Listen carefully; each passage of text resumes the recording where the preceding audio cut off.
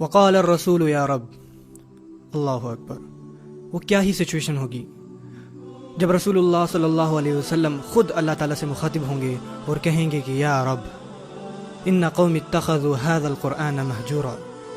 میری اس قوم نے، کوئی شک نہیں، انہوں نے اس قرآن کو، هذا القرآن، اور یہاں اللہ نے لفظ هذا استعمال کیا، ذالک نہیں. جب آپ شروع سے قرآن مجید پڑھنا شروع کرتے ہیں سورہ بقرہ سے، الف لام میم ذالک الکتاب لا ریب فیہ، یہاں اللہ نے یہ نہیں کہا کہ ذالک القرآن، یہاں اللہ نے فرمایا ھذا القرآن، ھذا للقریب. یہ قرآن آپ کے بالکل پاس تھا، آپ کے بالکل سامنے تھا، لیکن تب بھی آپ نے اس کو سیریسلی نہیں لیا. اور پھر رسول اللہ صلی اللہ علیہ وسلم قیامت الدین اللہ سے شکایت کریں گے کہ میری قوم نے اس قرآن کو، نہ کہ اس قرآن کو، اس قرآن کو. اور ایک اور فائدہ بھی ہوا یہاں پہ لفظ ھذا استعمال کرنے کا، بلاغی فائدہ، کہ لفظ ھذا اس آیت میں کہ قرآن مجید کو قیامت الدین ہمارا شاہد گواہ بنا کر پیش کیا جائے گا. جیسے عدالت میں آپ گواہ لاتے ہو اور پھر ثبوت لاتے ہو، اور پھر ان ثبوتوں کی بنا پہ آپ کہتے ہو کہ یہ ثبوت ہے اور یہ انسان مجرم ہے. تو قیامت کے دن قرآن بذات خود ثبوت بن کے آئے گا. ہمارا مقدمہ پہلے ہی بہت برا ہوگا، اور پھر قرآن کو گواہ کے طور پہ، ثبوت کے طور پہ پیش کیا جائے گا، اور وکیل خود رسول اللہ صلی اللہ علیہ وسلم ہوں گے. اور وہ قرآن کی طرف اشارہ کر کے فرمائیں گے کہ ان لوگوں نے، میری اس قوم نے، انہوں نے قرآن کو مہجورن کیا، انہوں نے اس کو مہجورن لیا. حجر عربی زبان میں کہتے ہیں ترک شیئن، حجرتہ حجرن، یعنی ترکتہ، اغفلتہ، آپ نے کسی چیز کو سرے سے فراموش کر دیا، نظر انداز کر دیا، بہت پیچھے چھوڑ دیا. میرے خیال سے یہاں جو اردو بولنے والے بیٹھے ہیں ان کو ہجرت کا مطلب پتا ہوگا، ٹو مائگریٹ سم تھنگ، کسی چیز کو چھوڑ کر چلے جانا. اس آیت میں متروکن نہیں کہا گیا. متروکن کا مطلب ہوتا ہے پیچھے چھوڑ دینا، مہجورن کا مطلب ہوتا ہے کہ بہت پیچھے چھوڑ دینا. انہوں نے قرآن کو صرف چھوڑا نہیں، انہوں نے قرآن کو بہت بہت پیچھے چھوڑ دیا. وہ اس کے قریب بھی نہیں تھے، انہوں نے اس سے کہیں بہت دور ہجرت کر لی. اور میں آج اپنے آپ کو اور آپ سب کو یہ یاد دہانی کروانا چاہتا ہوں کہ جو کردار قرآن ہم سے مانگتا ہے، اگر ہم اس سے بہت دور ہیں، وہ کردار ہمارے اندر نہیں ہے، یہاں تک کہ ہم اس کی تلاوت بھی کر رہے ہیں، تو یہ بھی قرآن سے ہجرت کی نشانی ہے. ہم ابھی بھی قرآن سے بہت دور ہیں، یعنی ہم اس کی تلاوت کرنے کے باوجود بھی اپنے کردار میں کوئی تبدیلی نہیں دیکھتے، تو ہم اس سے بہت دور جا رہے ہیں. اور یہ بنی اسرائیل کی خصوصیت تھی. اور سورہ فرقان قرآن کی 25ویں صورت ہے، زیادہ لمبی صورت نہیں ہے. جب آپ گھر جائیں تو آپ اس کی ٹرانسلیشن پڑھ سکتے ہیں. اور یہ ایک انتہائی خوبصورت صورت ہے قرآن مجید کی.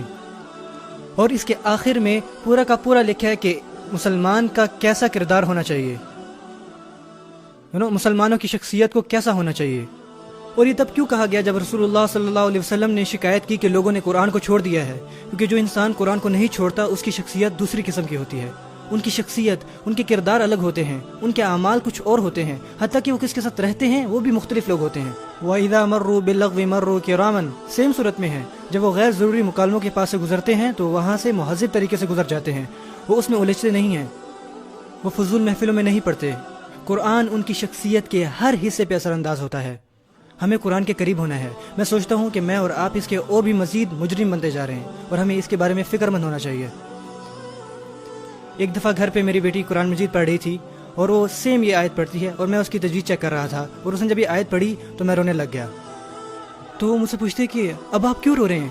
میں نے کہا کیونکہ جو اللہ نے یہاں فرمایا ہے. اس نے پوچھا کہ اللہ نے یہاں کیا فرمایا ہے؟ میں نے کہا کہ وہ کہہ رہے ہیں کہ رسول اللہ صلی اللہ علیہ وسلم کچھ لوگوں کے بارے میں شکایت کریں گے جنہوں نے قرآن کو چھوڑ دیا ہوگا. تو اس نے کہا کہ پر ہم نے تو قرآن نہیں چھوڑا، ہم تو پڑھ رہے ہیں.